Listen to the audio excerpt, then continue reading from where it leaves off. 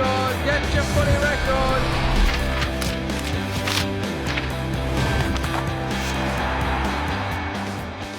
Hi everyone, welcome to On The Record, brought to you by Woolworths, as we take a sneak peek inside this week's edition of the AFL Record, Australia's #1 selling sports weekly magazine.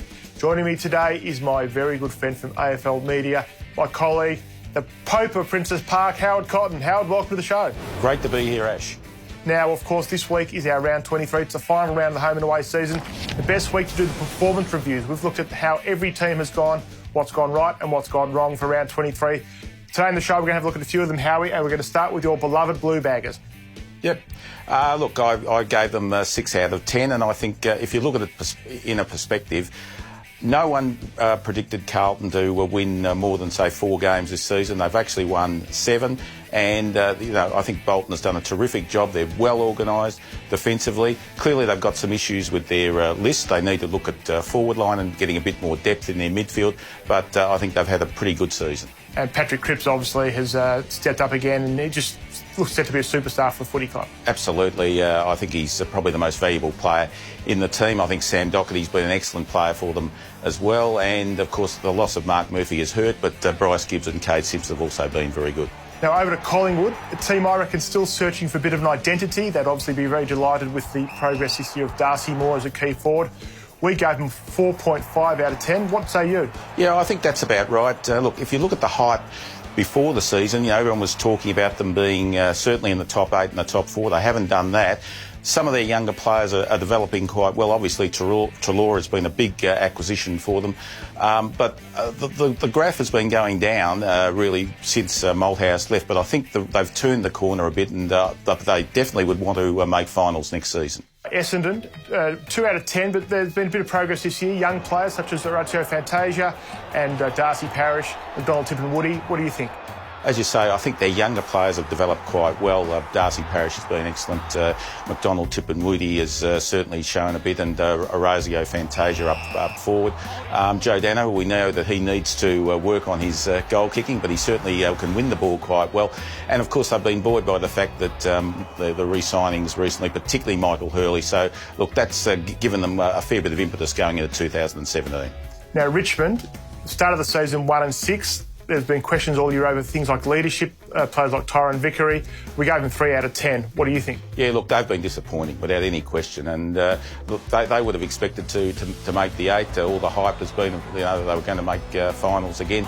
I think they're too heavily reliant on their top 5 players, and they just don't have the depth to back that up, and that's been proved. And I think there's a lot of work to be done out with Richmond. Well, Vickery, we'll just see whether he actually sticks with the club, but that will be decided very soon. Now, Fremantle, believe it or not, won 3 games for the year. We gave them a 1 out of 10. Is that generous? Well, they've been very disappointing.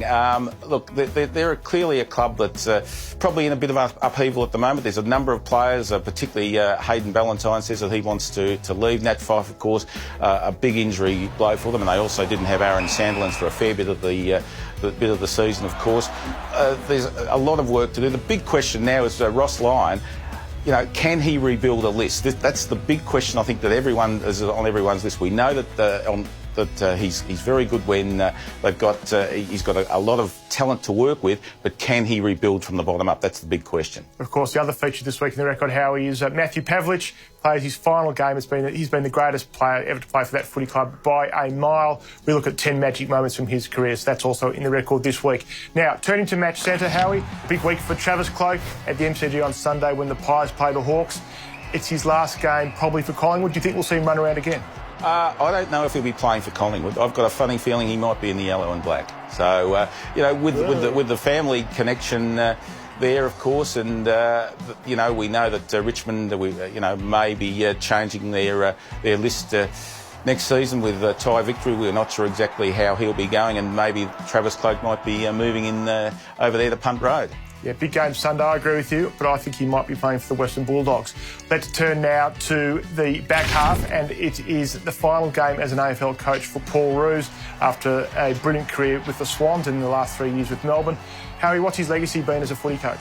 Look, the legacy certainly was at the Swans, no doubt, and he's been was able to get that premiership after 72 years, and that was who can forget that moment when he raised the cup, and it was a fantastic moment for the Swans and also for him.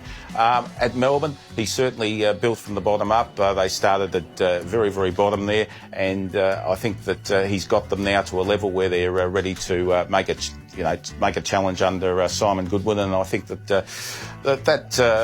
is a great legacy for him. Howie, that's it.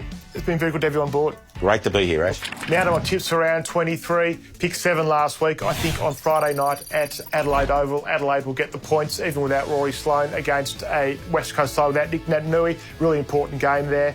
I think that the Sydney Swans will crush Richmond to finish the year on top of the ladder. They'll win that game by about 10 goals.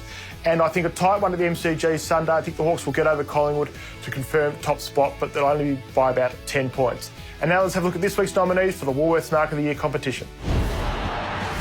He needs to be the kicker. He's a high handball player. Watch out, Joe's coming! Oh, Danaher takes the big grab and thrills the crowd at Etihad Stadium.